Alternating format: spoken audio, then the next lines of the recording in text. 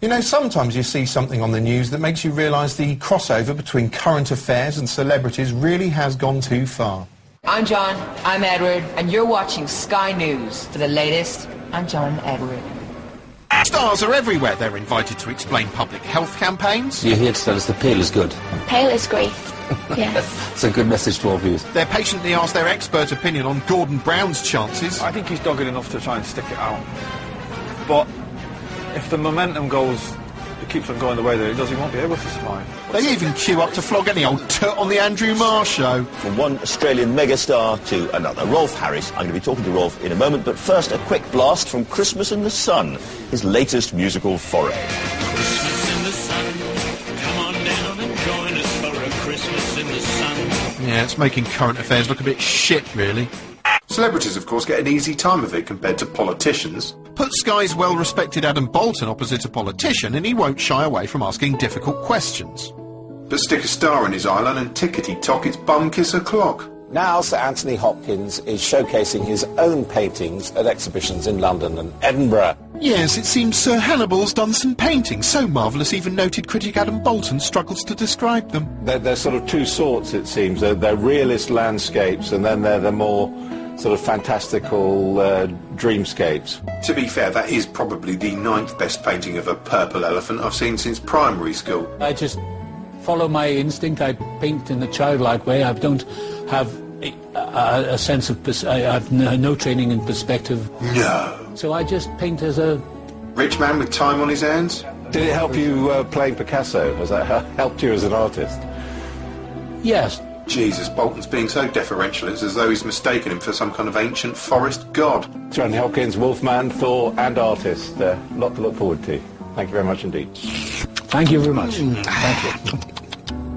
5 News is the logical extension of all this starry ring-licking. Often it's not like a news bulletin at all, more like watching a boy reading Heat magazine off on auto-cue. For our latest celebrity report, Louise Redknapp explains how she's hoping to give glamour a good name. Hi, I'm here in Selfridges in London where we're preparing for the really, really great garage sale. The sole benefit to using Louise Redknapp as a celebrity reporter is it helpfully mocks the ultimate low. I mean, really, nothing could possibly be worse than that. Tiger 4! Okay, if you like, Jed, but you're going to love tonight's show. Yes, you are, because we're going to be hearing from the boys later on, plus all the stars from the National TV Awards. We'll be asking if you would choose laughs over looks, and we'll also be hearing from Simon Cowell. We're live from Studio 5!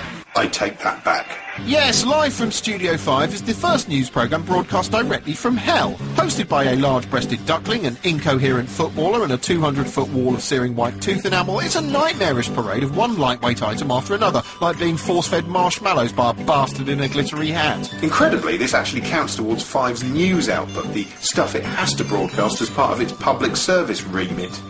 Still, they do cover the issues. Issues like, are hairy legs horrid? Why on earth would you not shave your legs? I just don't get it. Is Ricky Gervais funny or hilarious?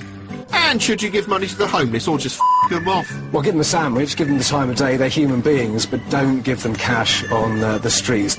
Sometimes there's so much heated debate you can't even hear it.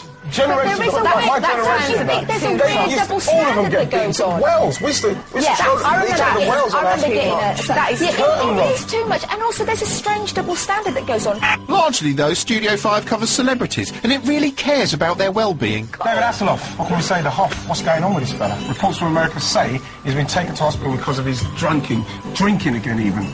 Now, apparently 17-year-old daughter Hayley had to raise the alarm when she found him totally sozzled at his home in LA. It's the second time she's had to do this. Why does he keep doing this to his daughter? He's got to get a grip on him. Surely. Still, if you want entertainment news, where better to look than an entertainment news show? But surely if you're an entertainment news show, you should at least attempt to deal with the news aspect and not just act like an unconditional ass-kissing machine. For instance, those of you with long memories will recall last week we told you the story of Dappy from the group N-Dubs, who'd made headlines by sending threatening texts, even though he was helping front a government anti-bullying campaign at the time. He and his group were dropped from the campaign, which was quite big news in the tabloids, although Live from Studio 5 didn't seem that interested. No idea why.